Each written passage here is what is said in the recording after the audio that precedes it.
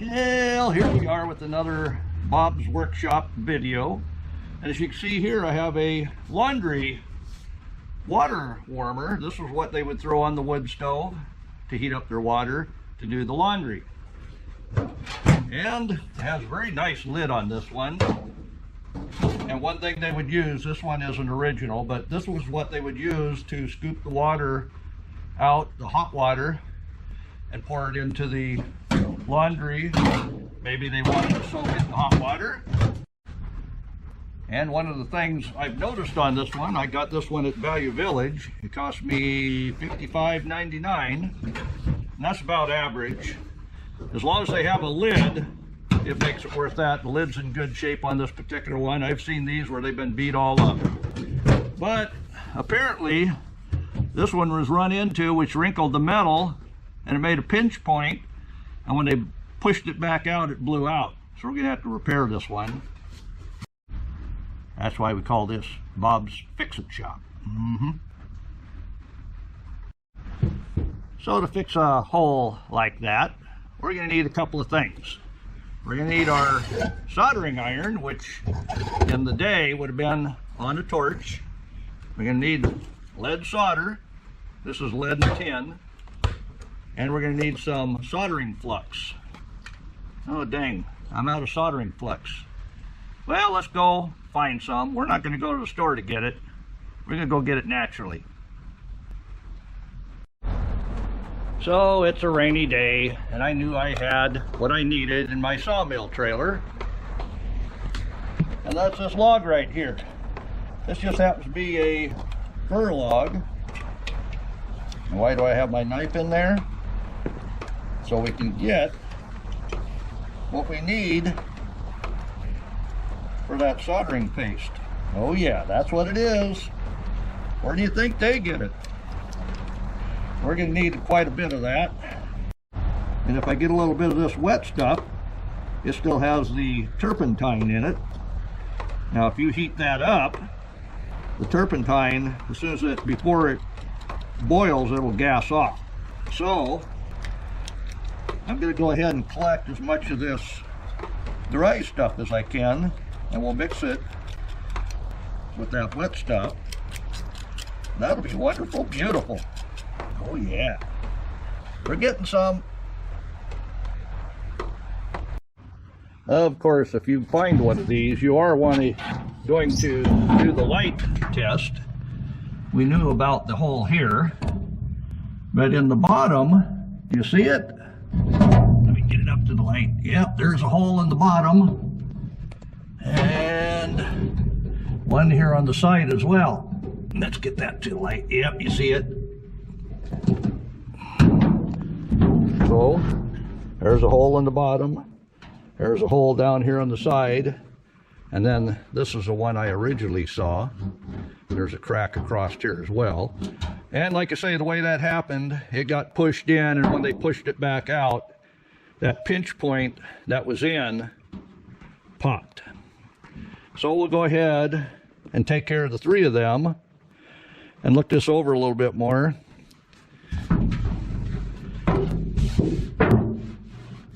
It's got bumped and thumped around, but most of these got used for holding your kindling for the fire, and they got really beat up. So this one's condition isn't terrible, but like I say, it's not going to hold water the way it is. So I'm using the two hammer technique where we're putting the dolly behind. And I need to get that edge to roll back out because it's kind of pinched in. I may need to take something sharp to get that. Oh, that worked very nicely. This hammer I bought for another project come in handy. What do you think? That was closed up enough where we can solder it. Let's go work on the other ones. The one on the bottom I think is ready to go. And the one right here, it needs a little bit of hammering, so I'll do that. So you don't have to listen to me hammer on that.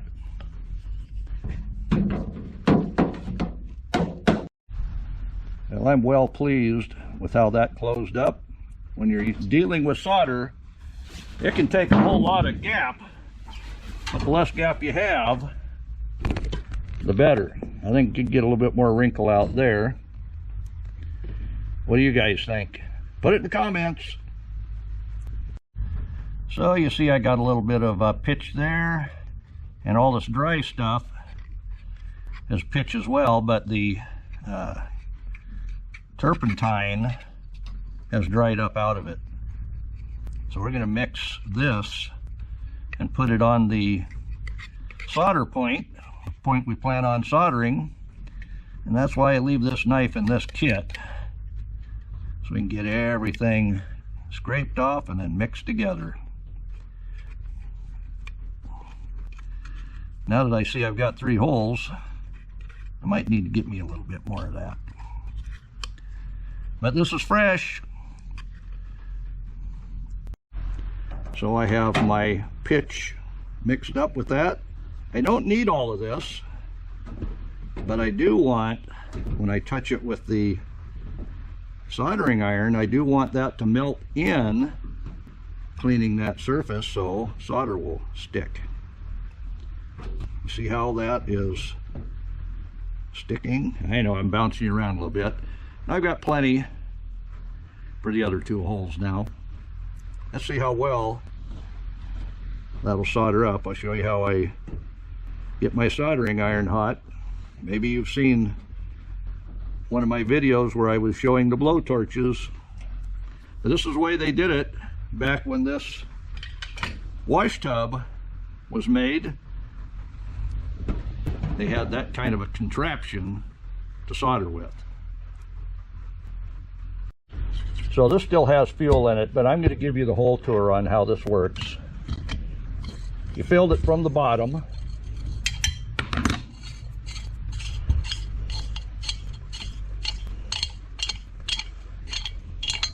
And what did you use? Use white gas, otherwise known as Coleman fuel.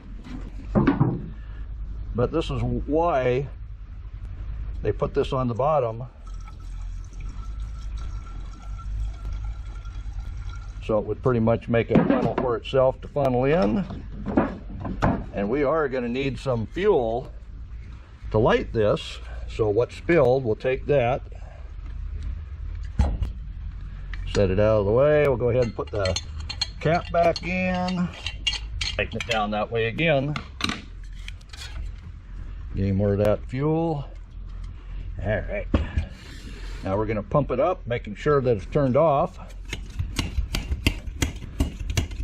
We expect. This thing's old. Now we'll get everything flammable out of the way. And that fuel is going to go into the cup here. And then we'll light that up. All right. Somebody call the fire department.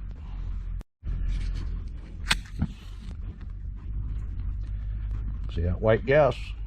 Doesn't take much.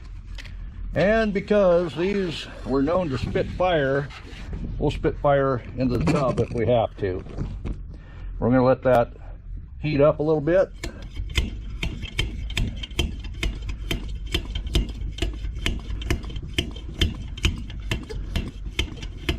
And open it up, see if it's getting ready. There we go, we're lit.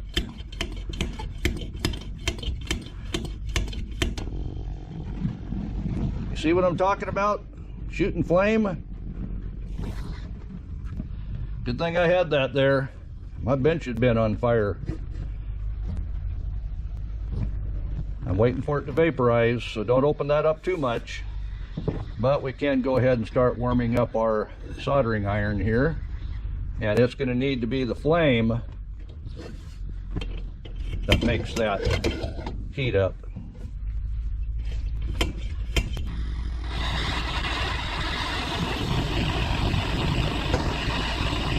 That's what we're wanting.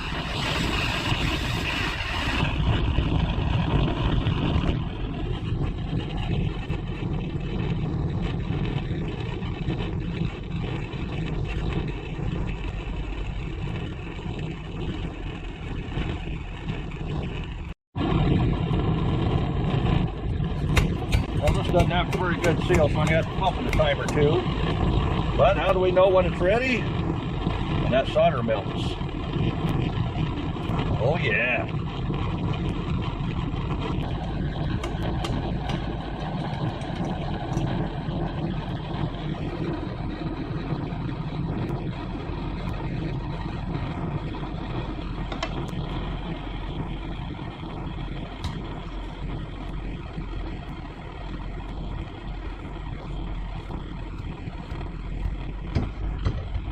All right.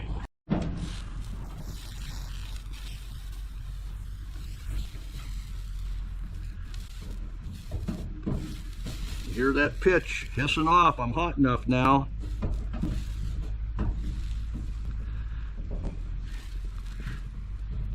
And I'm just going around that crack.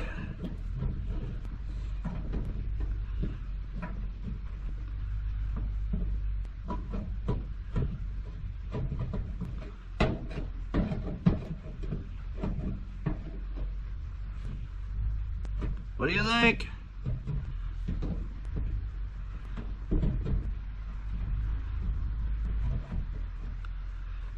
The proof will be if we don't see light through it now. So let's take a look. You see light? No? Well, I think we got it then. What do you think? So, full disclosure, I did tip this up, the pan up, so that was flatter, so that would flow better. And you see, that made a very nice patch.